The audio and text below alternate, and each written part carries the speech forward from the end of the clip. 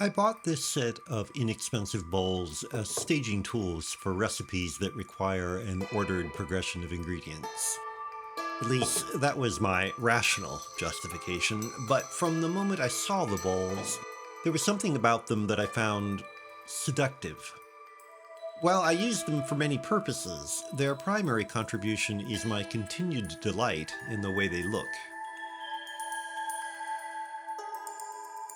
There is some sentiment in my fascination since the bowl's shape is reminiscent of Song Dynasty porcelain, which I first encountered in one of my happiest undergraduate course experiences.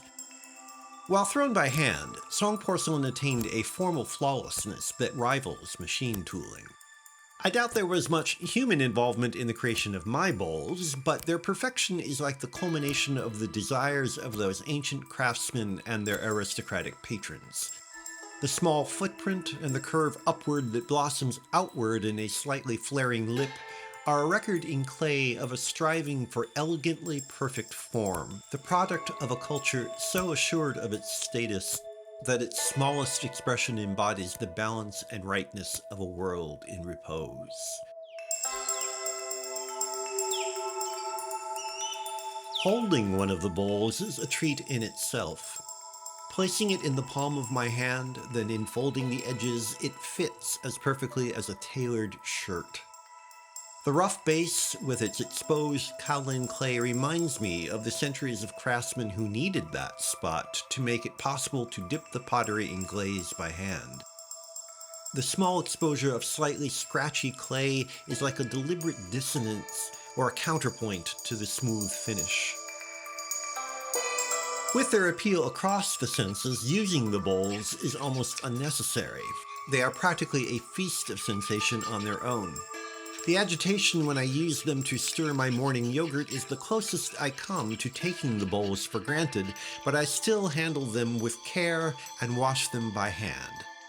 The water courses and glides over the polished porcelain like a tiny whirlpool, an echo of the dyed swirls burned into the glaze. Those colorful streaks of deliberate imperfection almost put me off purchasing the bowls because of mistaken desire for the quiet and utility of pure white form.